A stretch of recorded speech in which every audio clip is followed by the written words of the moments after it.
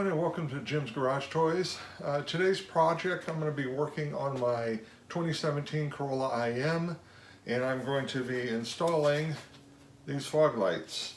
I had originally bought a set of fog lights off of eBay. They're just, they're bright, but they're, the beam pattern isn't very good, and I picked up a rock in one of them. Ironically, it's still working, but the whole lens is broken on it, but the LEDs still work. But I'm going to pull those off. I'm going to go ahead and show everybody how to do that if they want to either install them or to change some fog lights on an IM. And while I'm in there, I've got a hydro for my cold air intake for the air filter. I've got a hydro shield that I'm going to be putting on. I tried to put it on one at a time, and I just couldn't get my hands up in there. So this time I'm just going to real quick undo the air filter, pull it out, pop it on, and I need the room anyway to get in and work on the fog lights. So kill two birds with one stone. So we're doing two things today.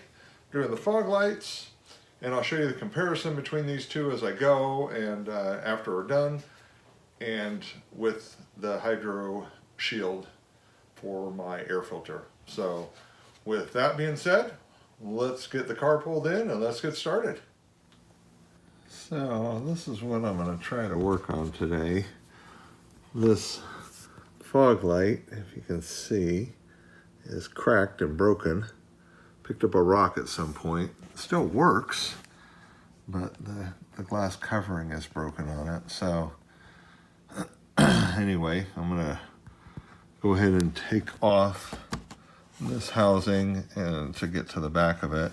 And to do that, I gotta come underneath. I got the car up on ramps, and what we're gonna do is take off these right here, these 10mm bolts, and lower this panel right here, this panel, to get access to up behind here.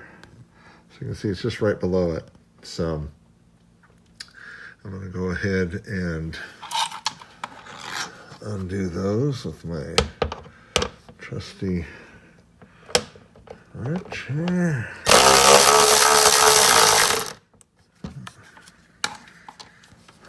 Helps if I have it set to loosen, not tighten.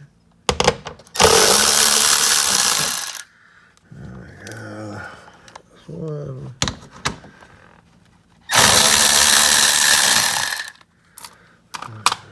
Two. Let's see here. What else is holding that? Oh, there's a clip right there that goes under there. So let me get a screwdriver and I'll be able to pop that off. So there are two screws that hold this on to the back of the housing right here. So, and then there's two clips. So two of these four slide into clips, and then two screws secure them. And it's amazing looking at this. You can see, man, it just destroyed it. Still work though, but we're going to go ahead and replace it today. And here you can see through there. There's my air filter. And it's in excellent condition still. No issues, even with any weather I've driven through, rain or anything else. So this little compartment right here stays very, very dry. Don't have any issues with water, and kind of looking at it now, there's even some fresh air that gets through around the fog light there, but it's drawing nice cold air anyway, so there's no heat right there. But here are the replacement LEDs that I bought. I like that they're more blacked out, and it's a different style in there. It's more designed like the Morimoto that I've seen, but you can see the LED in there. This one had 4 smaller LEDs, and they worked well, but, you know. The one thing I do like, though, because I got my air filter under there, is that you can see how much shorter and smaller this housing is. So that's nice. There's a big heat sink on the back of it. No heat sink on this one.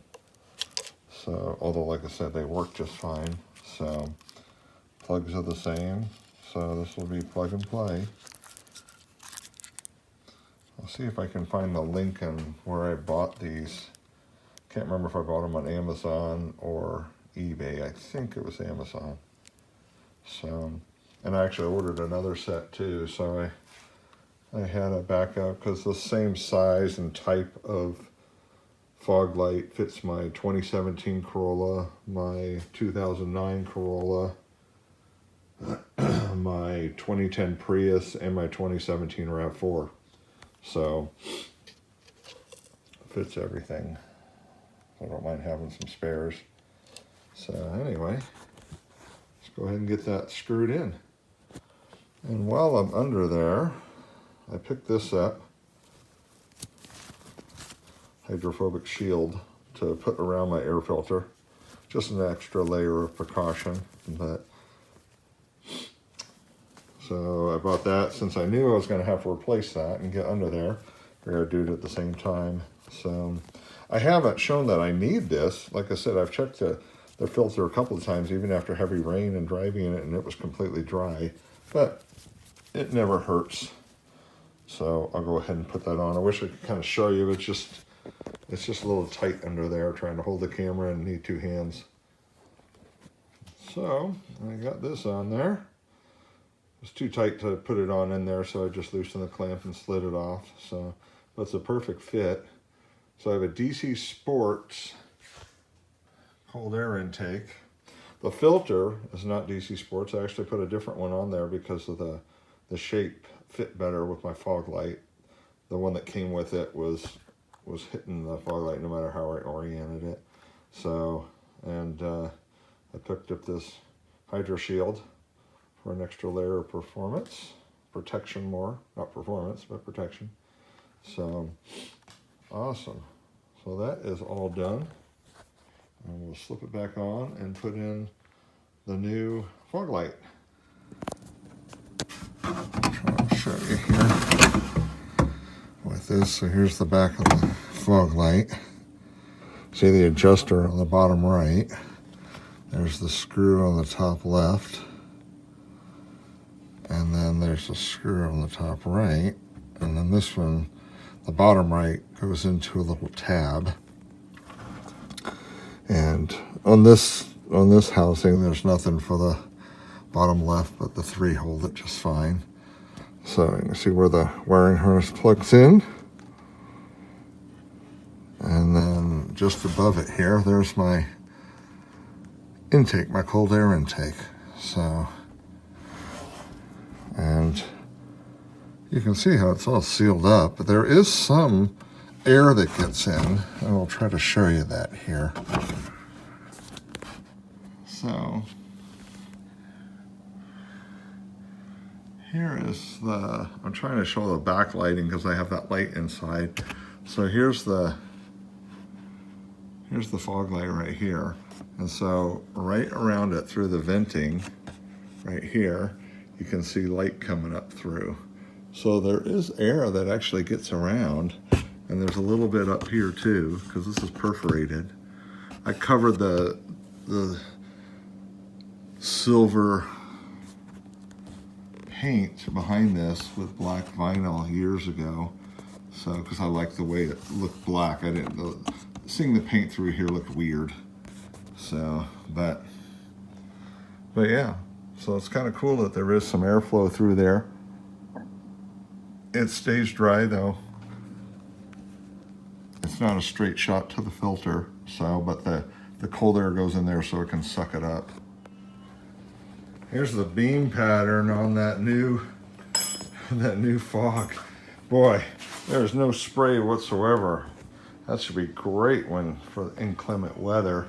So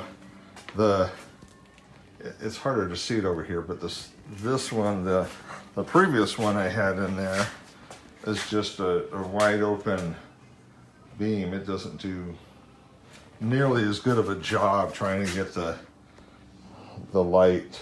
You can see there's that one, the new one, and here's the spray from this one. Wow, night and day. As far as performance from a fog light, that's going to make a huge difference. So here's the old design, and they were fine, but until I look at this and how it kind of disappears in there. Oh, I love it. I love it. It's awesome. Better lighting performance, and it looks better. After removing the 2 screws and the 1 clip, this is the passenger side. There's the light right there. Don't have my air filter to worry about here, so there's a lot more room to work with. So now we'll go ahead and do the same thing. I'll take off the 2 screws, and then it'll pop out, remove the harness, and then replace the light. We'll be ready to roll. So I wanted to point out what you needed to remove, because I couldn't remember if I did it on the other side. So there's 2 10mm bolts.